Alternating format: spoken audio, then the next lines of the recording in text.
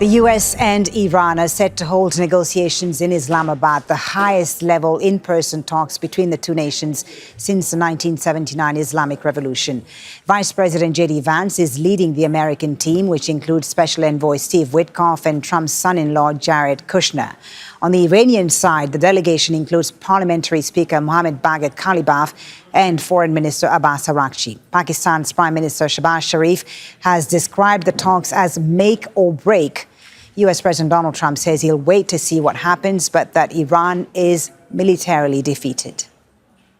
One way or the other, it's going well. The Navy's gone, the Air Force is gone, all anti-aircraft is gone, the leaders are gone, the whole place is gone. So we'll see how it turns out. Don't forget, we don't use the Strait. Other countries use the Strait. So we do have other countries coming up, and they'll help out, but we don't use it.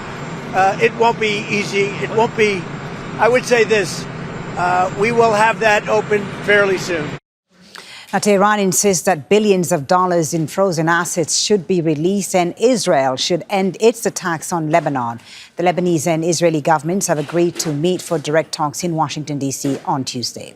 Well, we have a team of correspondents covering all the latest developments in Amman, Washington, D.C., Tehran, and Islamabad. And Islamabad is where we start with Kamal Hyder, who's in the Pakistani capital. Kamal, you are actually on the bus that's taking journalists to the venue of those talks. Tell us about how this is all going to go down. Well, as you mentioned, we're on a bus because of the security precautions, and they're running shuttles to the area where the journalists are supposed to be reporting from. Now, the Pakistani Prime Minister made it very clear that these are make or break talks. The stakes are very high.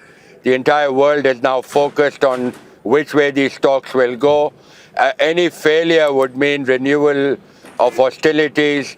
Already thousands of people have been killed, and there is a hope and expectation that perhaps the two sides will be able to reach some middle ground.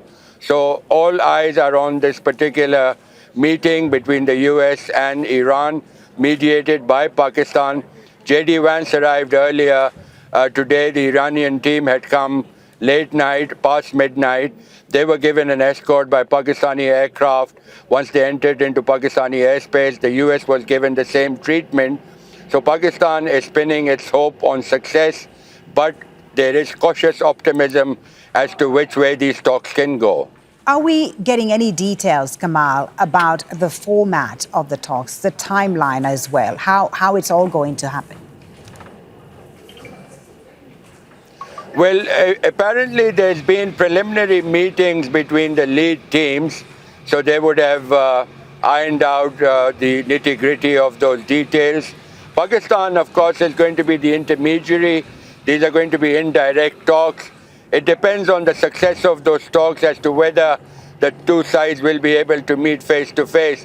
But for now, Pakistan will be acting as mediator, just as we saw in Geneva and in Oman earlier when the Omanis were going between the American and Iranian teams. Al Jazeera's Kamal Hyder in Islamabad on his way to those crucial talks between the Americans and Iranians that are happening today in the Pakistani capital. Let's head over now to Tohid Asadi, who's in Tehran. Tohid, the Iranians, as Kamal said, they arrived late last night in Islamabad, carrying a lot of symbolism. What do these talks represent for Iran? Well, we have to be very clear that we're talking about one of the most, or perhaps the most unprecedented diplomatic interaction between Tehran and Washington after confrontation ramped up to an exceptional level never seen before. And right now, these talks are representing first and foremost a moment of pause for civilian suffer and pain. If you look at the airplane carrying Mohammad Bagher Ghalibaf, head of Iranian delegation, you can see the pictures showing the actually images of school students, girls who were killed at the very first day of these attacks in in an elementary school in Mina. More than 160 students were killed on that attack, and Ghalibaf decided to carry the pictures and some of the bags of these students, calling them martyred students, part of the Iranian delegation. But we know that the damage and destruction didn't stop there. The Red Crescent said more than 850 schools, 32 universities, more than 300 healthcare facilities were damaged in 40 days of the airstrikes by the Americans and Israelis. That is part of the message and part of the pain and suffer that the Iranians experienced, and the delegation is trying to represent that, but also they're trying to represent a chance to be given to diplomatic engagement, despite the cloud of mistrust that exists when it comes to Iranian vantage points pertaining to any rapprochement to Washington. Tell us more, Tohid, about the makeup of the Iranian delegation and what it says about what they want to see achieved in these talks.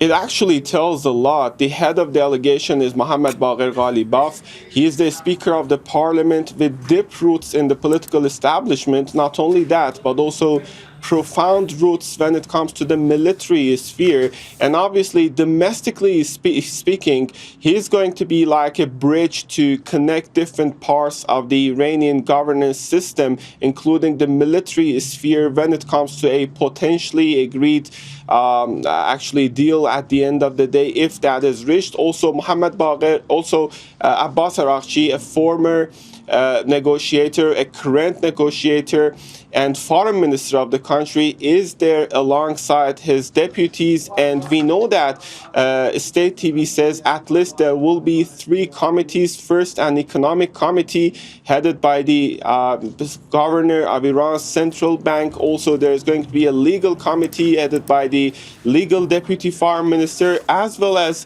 there will be a military committee headed by the Secretary of Defense Council of the country. These committees by themselves are indicative of the Iran's intentions, Iran's objectives when it comes to this trajectory of talks. And also there is something interesting, and this is the presence of one of the members of the parliament, Nabavian, who is well known inside Iran for his conservative vantage point and sort of negative vantage point when it comes to any rapprochement to the Americans. All in all, this combination is indicative of a sort of comprehensive willingness beyond the nuclear dossier and within the entirety of the political establishment in Iran to get engaged in a diplomatic engagement. Tohid Asadi in Tehran, thank you very much for that. Let's head over to Washington, D.C. and John Hendren. John, J.D. Vance, the U.S. Vice President leading the American delegation. How should we interpret this choice and what the Americans want to achieve in these talks? Foley, the presence of J.D. Vance elevates these negotiations. Steve Witkoff and Jared Kushner had previously negotiated with the Iranians. They met Vance at the end of that red carpet, having traveled separately there. But from the administration's perspective, they didn't get the job done. So Vance is being brought in as the closer. And he brings some special credentials here. He is known as an isolationist. He is believed to have been against this war all along.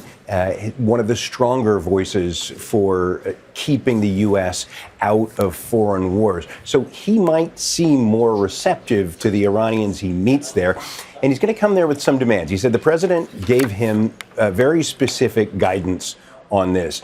We don't know what that guidance is, but I think we can presume, based on what Trump has been saying, that number one is to keep the Strait of Hormuz open. He might say the United States doesn't really use that strait, but he knows better than anybody if that strait is clogged up and Iran is able to hold up traffic, that Americans pay those higher oil prices just as much as everyone else does. This is an unpopular war, and it's driving up prices and inflation here in the United States. He wants to end that, so he needs an off-ramp. He's also going to want to stop Iran from getting closer to a nuclear weapon. So that's going to mean ending any enrichment of uranium there, what he calls the nuclear dust. So those will be the top priorities. It's not clear whether there are other red lines, but it seems as if everything else would be negotiable. Those are the two main things the administration is going in for, and they're asking J.D. Vance to be the closer. Thank you very much for that, John Hendren in Washington, D.C. Let's